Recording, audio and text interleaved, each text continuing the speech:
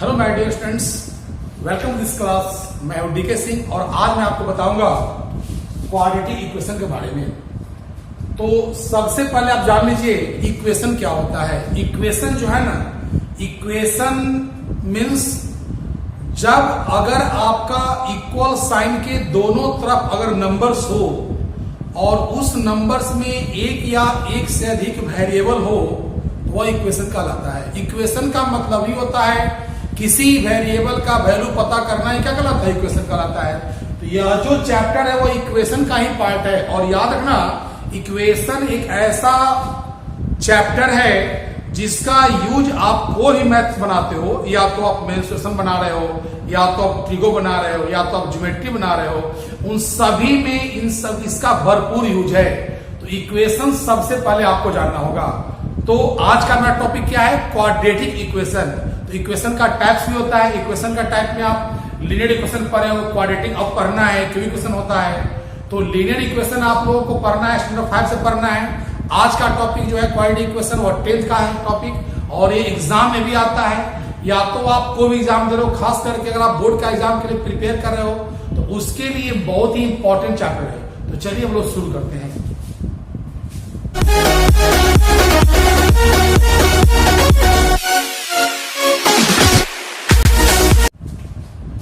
तो सबसे पहले हम लोग जानेंगे कि क्वाड्रेटिक इक्वेशन होता क्या है। What is quadratic equation. Quadratic equation जानने के लिए, क्वाड्रेटिक का मतलब क्या होता है, जिसका डिग्री 2 हो। इक्वेशन में जिस इक्वेशन का डिग्री अगर 2 रहेगा उसे क्वाड्रेटिक इक्वेशन कहा जाता है। तो कैसे इसको लिखेंगे हम लोग, the equation of degree 2, the equation of degree 2 is known as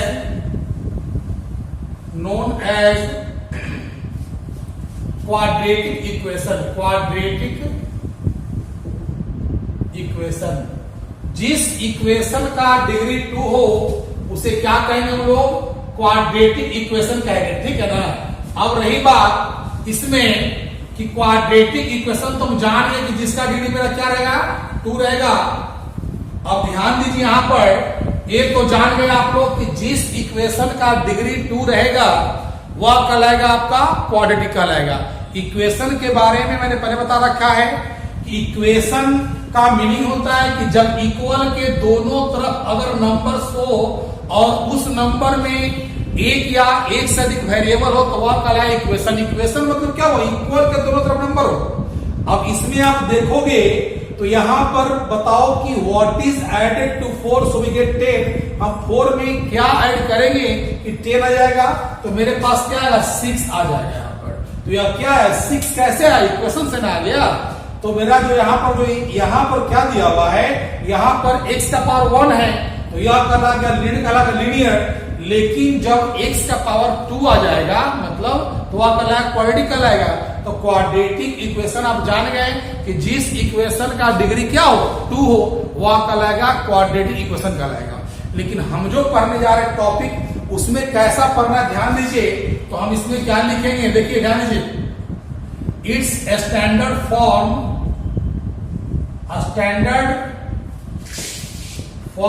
is ax² plus bx plus c equal to 0।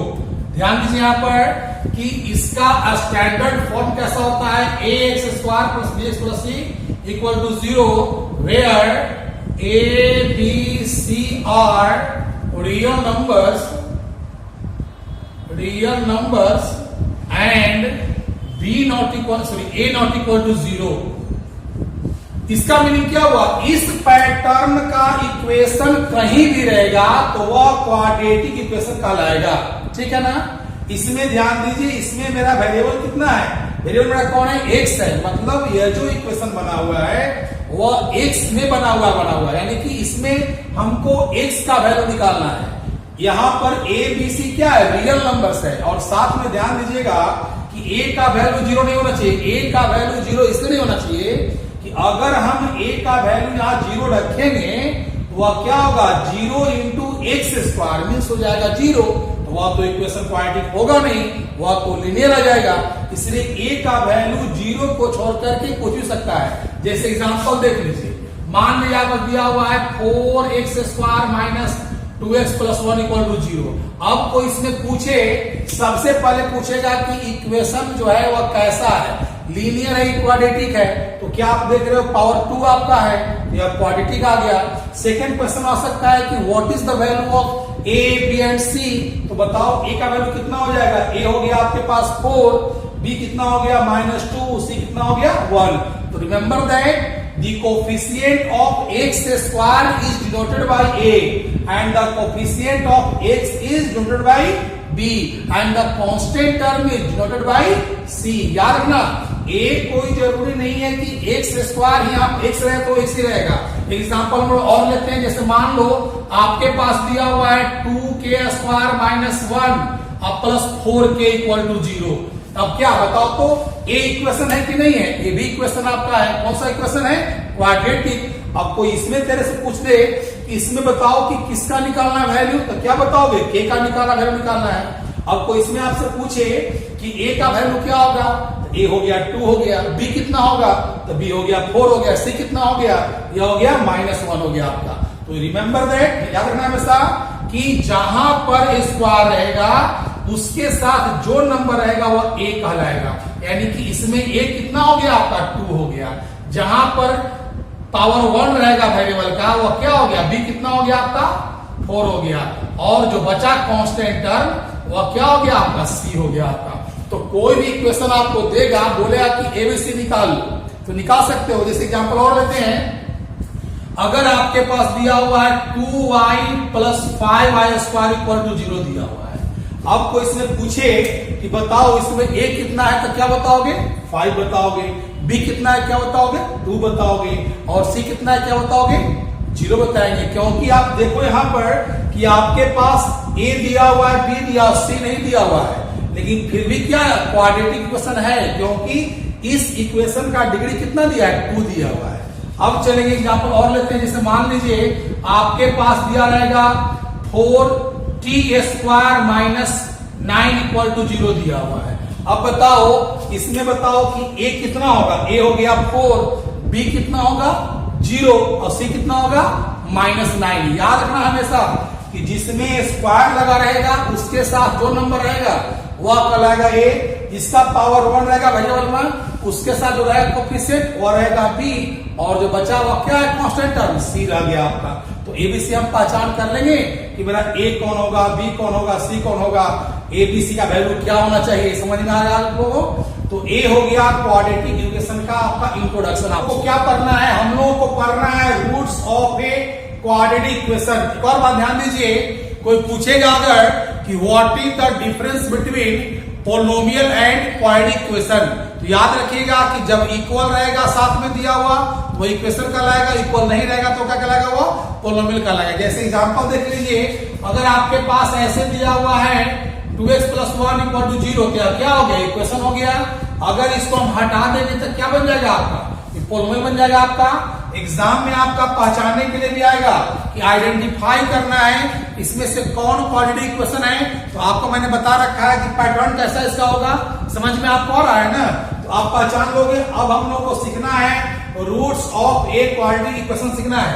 अब ध्यान दो, अगर पोलिनोमियल, रूट्स का मतलब क्या होता है, एक्स का मान निकालना, करने का मतलब हुआ कि जो भी इक्वेशन आपके पास दिया हुआ है उस इक्वेशन में जो भी वेरिएबल है उसका वैल्यू पता करना ही क्या कहलाता है, रूट्स निकालना कहलाता है। तो अगर पोलिनोमियल रहता है तो हम कहते हैं जीरोज निकालना कहते हैं, लेकिन अगर इक्वेशन रहता है वो रूट्स कहलाता है आपका। तो पहले हम लोग जाने कि रूट्स का मीनिंग क्या होता है, इसे हम डिफाइन कैसे करेंगे। तो याद रखिएगा कि इफ द जनरल फॉर्म चाहे स्टैंडर्ड फॉर्म दोनों क्या होता है, general form of a quadratic equation is ax² plus bx plus c equal to 0, where a, b, c are real numbers and a not equal to 0, then the values of x which qualify ax square plus bx equal to 0, the values are known as its roots। याद रखिएगा कि अगर general form इसका ax square plus bx plus c equal to 0 दिया हुआ है, तो याद रखना कि x का वे वैल्यू जो इसको सेटिस्फाई करे, यानी कि x के जगह पर उस वैल्यू को रखने पर सॉल्यूशन अगर 0 आ जाए तो उसे हम क्या कहेंगे, रूट्स कहेंगे। मैंने कहा ना कि अगर आपके पास पोलिनोमियल दिया हुआ है तो उसमें हम जो निकालते हैं वैल्यू x का वो 0 कहलाता है, लेकिन जब हम अगर इक्वेशन को निकालते हैं तो वह कहलाता है रूट्स कहलाता है। तो रूट्स का मीनिंग समझ में आ गया हो आपको। याद रखना यहां पर कि generally its roots are denoted by alpha and beta. याद रखिएगा कि क्वाड्रेटिक इक्वेशन को रूट्स को हम लोग कैसे इंडिकेट करते हैं, अल्फा और बीटा से। जैसे मान लीजिए कि आपके पास एग्जाम्पल दिया रहेगा, अगर दिया हुआ है कि 3x square minus 7x minus 6 equal to 0, कोई कहे कि इसका फाइंड इट्स रूट्स, इसका रूट निकालें, तो निकालने का मतलब क्या हुआ, सोल्व करना है, हमको x का वैल्यू निकालना है। जब x का वैल्यू निकालें कैसे हो तो बाद में पढ़ेंगे, पहले हमको रूट्स का मीनिंग समझना यहाँ पर है। तो समझ में आप लोगों को आ गया होगा कि x का वैसा वैल्यू जिसे इसमें पुट करने पर इसका सॉल्यूशन 0 आ जाए, वो क्या कहलाएगा, इसका रूट्स कहलाएगा। और इसके रूट्स को हम लोग अल्फा और बीटा से इंडिकेट करते हैं। तो हम लोग समझ गए यहां तक कि इसका रूट्स क्या होता है, ठीक है ना। आपको रूट्स का मीनिंग समझ में आ गया होगा। रूट्स का मीनिंग क्या होता है, अगर मान लीजिए इसमें कहता है इसका रूट्स निकालें, कैसे निकालें हम लोग, आपको फैक्टराइज करने आता है, सोल्व करने का मेथड बताएंगे, लेकिन देखिए इसमें कैसे निकलेगा वाला, हम इसका फैक्टराइज कर लेंगे अगर, तो a आपका ऐसे हो जाएगा, ठीक है ना, क्योंकि 9 में 2 जाएगा बचा 7 और 9 2 जाएगा 18 हो गया आपके पास। यहाँ कॉमन लेंगे तो आ जाएगा x माइनस 3 यहाँ क्या, और 2 कॉमन होगा, x माइनस 3 इक्वल टू 0, यानी a आपके पास आ जाएगा x माइनस 3 और a आ गया 3x प्लस 2 इक्वल टू 0, यानी कि x माइनस 3 इक्वल टू 0। तो x इक्वल टू कितना आ गया, 3 आ गया, और 3x प्लस 2 इक्वल टू 0, तो 3x minus 2, x equal to क्या आ गया, -2/3 आ जाएगा आपका, आ जाएगा, ठीक है ना। ये क्या हुआ, x का वैल्यू मेरा आया कितना आया, यानी कि मेरे पास क्या हुआ, रूट्स निकल गया आपके पास 3, यानी कि x इक्वल टू 2 आंसर आया ना, 3 और -2/3 आया। तो यही हो गया आपका, एक हो गया अल्फा, एक हो गया बीटा। अगर हम इसमें x के जगह पर 3 रखकर सोल्व करेंगे ना तो 0 आ जाएगा, और x के जगह पर -2/3 रखकर सोल्व करेंगे तो जो भी 0 चलाएगा। तो रूट्स का मीनिंग समझ में आप लोग को आ गया होगा कि रूट्स क्या होता है। आप अभी तक जान चुके हो क्वाड्रेटिक इक्वेशन क्या होता है, a b c कैसे पहचानेंगे और उसका रूट्स का मीनिंग क्या होगा। आप जान गए कि पोलिनोमियल्स और क्वाड्रेटिक इक्वेशंस में क्या होता है, डिफरेंस क्या होता है, जान गए आप लोग।